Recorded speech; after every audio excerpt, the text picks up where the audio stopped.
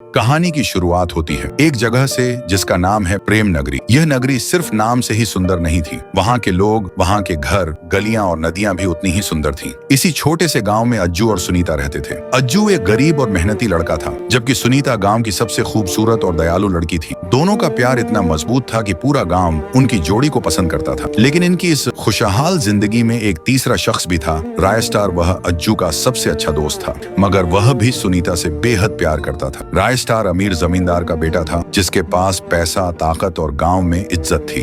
वह चुपचाप सुनीता को देखता रहता, मगर कभी अपनी भावनाएं जाहिर नहीं कर पाया, क्योंकि वो अज्जू से प्यार करती थी। हर साल की तरह इस साल भी पास वाले गांव में मेला लगा। सुनीता ने अज्जू को मेले में बुलाया, मगर रायस्टार ने चालाकी से अज्जू को एक झूठे काम के लिए बाहर भेजे दिया। जब अज्जू अपनी बाइक लेकर वहां से चला गया, तो रायस्टार भी अपनी बाइक से पास वाले गांव में मेला देखने निकल गया। तभी रास्ते में सुनीता अकेली दिखाई देती है, तो रायस्टार ने सही मौका देखकर सुनीता को बताया कि तुम्हारे लिए मेरा प्यार अज्जू से कम नहीं, बल्कि मैं तुम्हें उससे ज्यादा खुश रख सकता हूँ। सुनीता ने उसे मना कर दिया और वो वहां से चली गई, मगर रायस्टार ने ठान ली, अगर वह सुनीता को नहीं पा सकता तो कोई और भी नहीं पाएगा। अगले ही दिन गांव में एक बुजुर्ग के घर चोरी हुई तो खबर फैली। रायस्टार ने गांव वालों को बोलकर अज्जू पर झूठा इल्जाम लगाया कि उसने ही पैसा चुराया है। गांव वालों ने बिना सबूत के अज्जू को बदनाम कर दिया। सुनीता ने उसका साथ देना चाहा, मगर उसके पिता ने उसे अज्जू से दूर रहने का हुक्म दिया। अज्जू ने सुनीता से कहा, मैंने चोरी नहीं की। सुनीता ने कहा, मुझे पता है तुम ऐसा काम कभी नहीं करोगे। मैं तुम्हारा साथ हमेशा दूंगी, चाहे दुनिया कितनी भी तुम्हारे खिलाफ क्यों ना हो जाए।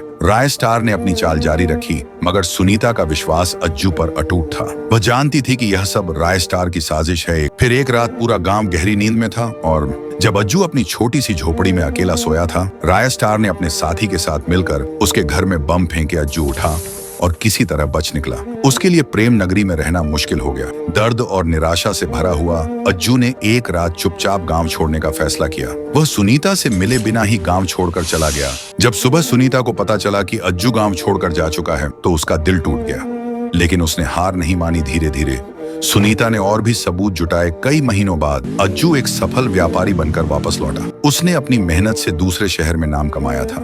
जब उसे पता चला कि रायस्टार अब भी सुनीता को परेशान कर रहा है, तो वो उसी समय अपनी लैम्बोर्गिनी से गांव आया और उसने रायस्टार के दोस्त को देखा तो वो लैम्बोर्गिनी से उतरा और रायस्टार के दोस्त को 1 लाख रुपए देकर पूछा, वो चोरी किसने कराई। उसने बताया कि रायस्टार ने ही चोरी करवाई थी और आपको बदनाम किया था। तो ये सुनकर अज्जू आग बबूला हो गया। चारों तरफ धुआं धुआं हो गया, गोलियों की आवाजें, और जब धुआं छटा तो रायस्टार का दोस्त मरा हुआ नीचे पड़ा हुआ था। तो दोस्तों, अगर आप चाहते हो कि अगले पार्ट में अज्जू, रायस्टार और सुनीता के बीच का घमासान युद्ध देखना, तो इस वीडियो को 10,000 लाइक्स तक पहुंचाओ, तभी आएगा।